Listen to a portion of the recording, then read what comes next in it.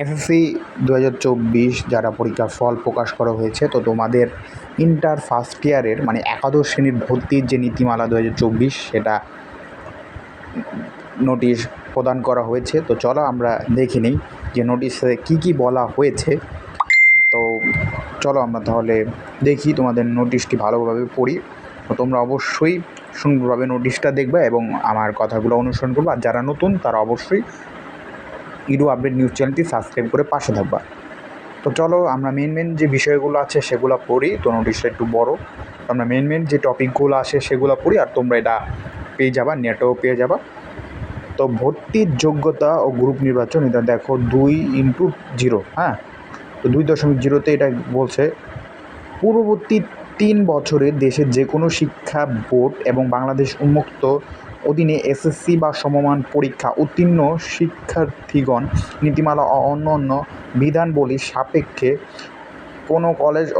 কোনো কলেজ ও সমমান প্রতিষ্ঠানে একাদশ শ্রেণী অনলাইনে ভর্তির যোগ্য বিবেচনা হবে। এছাড়া উন্মুক্ত বিশ্ববিদ্যালয় থেকে উত্তীর্ণ সহ অন্যান্য বছরের শিক্ষার্থীরাও ভর্তির জন্য বোর্ডে ম্যানুয়ালি আবেদন করতে পারবে। মানে পূর্ববর্তী 3 বছর বলছে, যেমন 2022, 23 ও 24। তো এটা হচ্ছে পূর্ববর্তী 3 বছরের যারা আছো, তো তারা হচ্ছে এসএসসি যারা দিয়েছো তারা হচ্ছে ইন্টার মানে একাদশ শ্রেণীতে ভর্তি হতে পারবা। তো তারপর দেখো 2.3 ভর্তির আবেদনে একজন প্রার্থী নিয়মরূপ গ্রুপ নির্বাচন করতে পারবে। বিজ্ঞান গ্রুপ হতে উত্তীর্ণ শিক্ষার্থীদের বিজ্ঞান, মানবিক ও ব্যবসায় শিক্ষা গ্রুপে যে কোনোটি, মানবিক গ্রুপ হতে উত্তীর্ণ শিক্ষার্থীদের মানবিক ও ব্যবসা শিক্ষা গ্রুপ এর যে কোনটি, এবং ব্যবসা শিক্ষা গ্রুপ হতে উত্তীর্ণ শিক্ষার্থী ব্যবসা শিক্ষা ও মানবিক গ্রুপ যে কোনোটি। তো চলো আমরা নেক্সটটি। তো একাদশ শ্রেণীর নির্বাচন অনুসরণ পদ্ধতি মানে প্রার্থী নির্বাচন পদ্ধতি দেখো কি বলছে।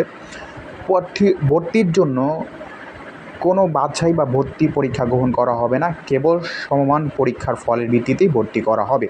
তো বিষয়টা হচ্ছে এটা। তো তারপর চলো আমরা একটু নিচে চলে যাই দেখি। তো দেখো অনলাইন ভর্তির ক্ষেত্রে এখানে কি বলছে 4.1 শিক্ষা বোর্ড কর্তৃক অনুমোদিত সকল শিক্ষা প্রতিষ্ঠানের একাদশ শ্রেণীর ভর্তির জন্য অনলাইনে আবেদন করতে হবে। অনলাইনে আবেদনের জন্য ওয়েবসাইটের ঠিকানা www.xiclassadmission.gov.bd। 4.2 দেখো কি বলছে, শিক্ষার্থীরা শুধুমাত্র অনলাইনে আবেদন করতে পারবে। অনলাইনে আবেদনের ক্ষেত্রে 150 টাকা আবেদন ফি জমা সাপেক্ষে, তো সর্বনিম্ন 5টি এবং সর্বোচ্চ 10টি প্রতিষ্ঠানের জন্য পছন্দক্রমে লিখিত আবেদন করতে পারবে। একজন শিক্ষার্থী যতগুলো করবে তার মধ্যে থেকে শিক্ষার্থীর মেধা কোটা প্রযোজ্য ক্ষেত্রে ও পছন্দক্রমের ভিত্তিতে কলেজ আরও অবস্থান নির্ধারণ করা হবে। মানে তোমরা 5টা বা 10টা কলেজ, সর্বনিম্ন 5টা এবং সর্বোচ্চ 10টা কলেজ তোমরা নির্বাচন করতে পারবে। এর জন্য তোমাদের ফি নেবে হচ্ছে 150 টাকা, এবং তোমাদের মেধা তালিকার মাধ্যমে বা কোটার মাধ্যমে তোমাদের যে কোনো একটা কলেজ তোমাদের আসবে, কলেজ তোমাদের নিবে। সো এই হচ্ছে বিষয়। তো তারপর আমরা নেক্সটটায় কী বলছে তারপর চলে যাই। চলো আরও কিছু বিষয় আছে, আমরা যে বিষয়গুলো আছে আরও বিষয়গুলো জানি। তো চলো তারপর আমরা দেখি যে আরও কী বলা আছে। তো নিচের আরও মেন যে তোমাদের ইনফরমেশনগুলো সেগুলো আমি দেওয়ার চেষ্টা করছি। তো তারপরে যে আরও একটা ইনফরমেশন, এটার নেক্সট আমরা যাচ্ছি। তো দেখো শিক্ষা বোর্ড শিক্ষার্থীর নিকট হতে ভর্তির প্রাথমিক নিশ্চয়ন করার সময় নিম্নোক্ত ফি গ্রহণ করবে। তো দেখো এখানে রেজিস্ট্রেশন ফি হচ্ছে 142, ক্রিয়া ফি হচ্ছে 50, ওভার রেঞ্জার ফি হচ্ছে 15 টাকা, রেড রিসিপ্ট ফি 40 টাকা, 40% হচ্ছে 16 টাকা, বিজ্ঞান ও প্রযুক্তি ফি হচ্ছে 60 টাকা, বিএনসিসি ফি হচ্ছে 5 টাকা, শিক্ষক কল্যাণ তহবিল ও অবসর সুবিধা ভাতা ফি হচ্ছে 100 টাকা, মানে 335 টাকা সব মোট মিলিয়ে। তো আমরা নেক্সটে চলে যাই। এখানে দেখো তফসিল ক প্রতিষ্ঠানের ক্ষেত্রে যেগুলো হচ্ছে এমপিভুক্ত প্রতিষ্ঠানের সেশন চার্জ ও ভর্তি ফি গ্রহণ করতে হবে। তো দেখো, মেট্রোপলিটনে হচ্ছে 5,000 টাকা করে।